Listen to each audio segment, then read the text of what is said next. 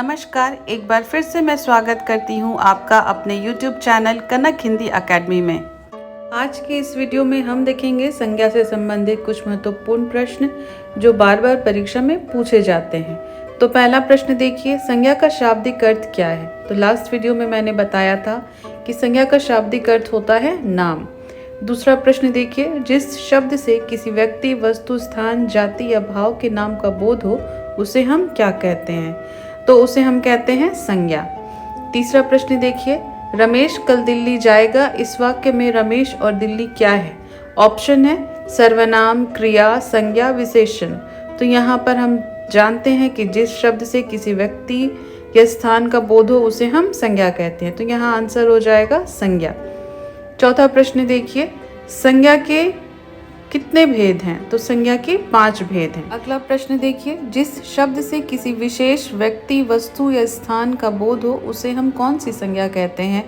तो आंसर होगा इसे हम व्यक्तिवाचक संज्ञा कहते हैं। अगला प्रश्न देखिए, राम कौन सी संज्ञा है। तो यहाँ राम किसी एक व्यक्ति का नाम है, इसलिए यहाँ हो जाएगा व्यक्तिवाचक संज्ञा। नेक्स्ट क्वेश्चन देखिए, पटना किस संज्ञा का उदाहरण है। तो यहाँ एक शहर की बात हो रही है, उस शहर का नाम है पटना। तो यहाँ एक शहर की बात हो रही है, इसलिए ये हो जाएगा व्यक्तिवाचक संज्ञा। अगला प्रश्न देखिए, निम्नलिखित में से कौन सा शब्द व्यक्तिवाचक संज्ञा है। ऑप्शन है पहाड़, आम, यमुना, गाय।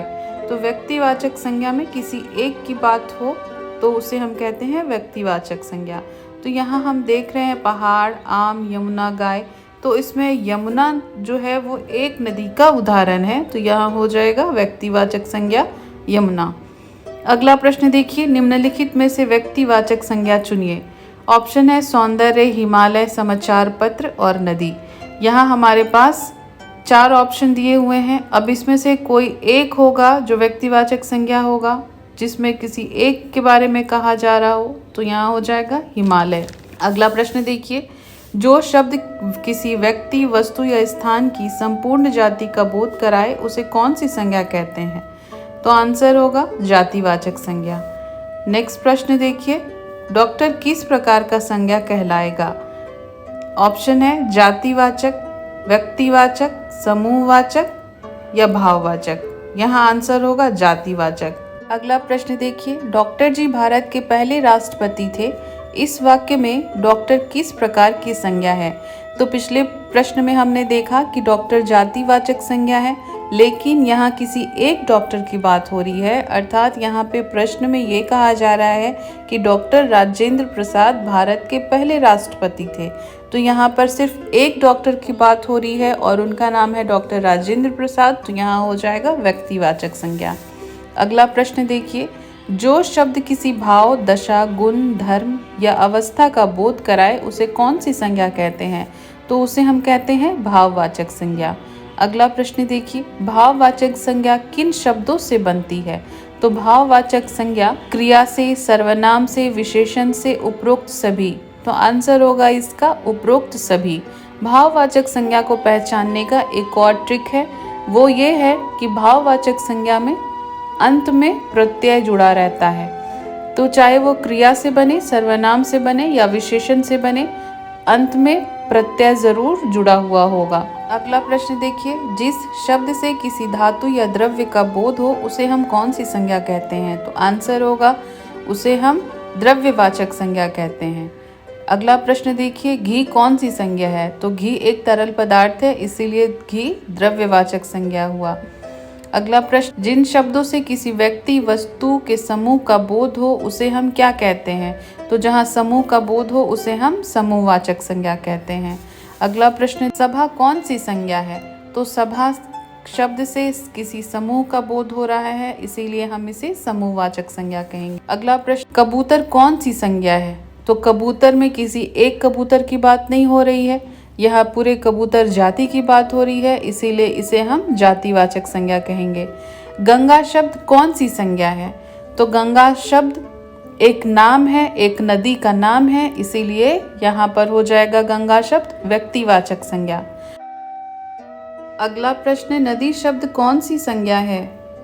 यहाँ नदी शब्द से किसी एक नदी का बोध नहीं हो रहा है, बल्कि गंगा, यमुना, सरस्वती, तमाम तरह की नदियों का बोध हो रहा है, इसीलिए नदी शब्द क्या हुआ? जातिवाचक संज्ञा। हिमालय शब्द कौन सी संज्ञा है? तो हिमालय शब्द किसी एक पर्वत का नाम है, इसीलिए यह हुआ व्यक्तिवाचक संज्ञा।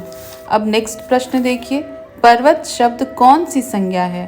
तो यहाँ पर्वत के अंतर्गत बहुत सारे पर्वत जैसे हिमालय, कैलाश, अरावली, बहुत सारे पर्वत आ जाएंगे। तो जब बहुत सारी चीज़ का बोध हो तो उसे हम जातिवाचक संज्ञा कहते हैं। तो यहाँ पर्वत शब्द जातिवाचक संज्ञा हो जाएगा। आगे देखिए, कुत्ता शब्द कौन सी संज्ञा है? तो यहाँ कुत्ता शब्द जातिवाचक संज्ञा होगा। कुत्ता शब्द से किसी एक कुत्ता का बोध नहीं होता है, बल्कि संपूर्ण जाति का बोध होता है, इसीलिए हम इसे जातिवाचक संज्ञा कहेंगे। अगला प्रश्न देखिए, कृष्णत्व और रामत्व में कौन सी संज्ञा है? तो हमने पिछले प्रश्न में देखा कि जहाँ प्रत्यय लगा हो जिस शब्द में, वह क्या हो जाएगा? भाववाचक संज्ञा। तो यहाँ त्व, दोनों में कृष्णत्व और रामत्व दोनों में त्व प्रत्यय लगा है, तो यह भाववाचक को पहचानने की एक ट्रिक है कि अगर प्रत्यय लगा हो तो वह भाववाचक संज्ञा हो जाएगा। तो ये कृष्णत्व और रामत्व दोनों भाववाचक संज्ञा है। अगला प्रश्न, लंका का राजा रावण था, यहाँ रावण कौन सी संज्ञा है? तो यहाँ एक रावण की बात हो रही है जो लंका का राजा था, तो ये एक व्यक्ति की बात हो रही है, तो ये व्यक्तिवाचक संज्ञा हो जाएगा। अगला प्रश्न, देश में रावणों की कमी नहीं है। पिछले प्रश्न में हमने देखा कि एक रावण की बात हो रही थी, इसलिए वह व्यक्तिवाचक संज्ञा था, लेकिन यहाँ रावणों की बात हो रही है, अर्थात रावण के गुण वाले बहुत सारे व्यक्ति की बात हो रही है, तो यह क्या हो जाएगा? जातिवाचक संज्ञा। अगला प्रश्न, वह तो विभीषण निकला, अपनों को ही धोखा दे गया, यहाँ विभीषण कौन सी संज्ञा है?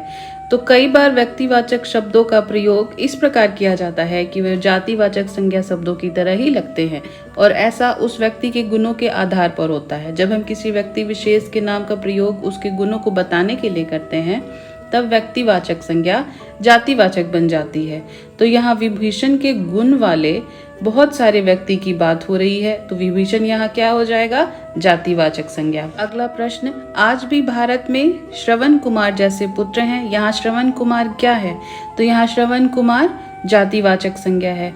क्यों? क्योंकि श्रवण कुमार जैसे गुण वाले बहुत सारे पुत्र की बात हो रही है, तो यहाँ हो जाएगा जातिवाचक संज्ञा। अगला प्रश्न, मेरे पास सोने का हार है, यहाँ सोने शब्द क्या है? तो यहाँ सोने शब्द हो जाएगा द्रव्यवाचक संज्ञा, क्योंकि सोने से द्रव्य का बोध हो रहा है।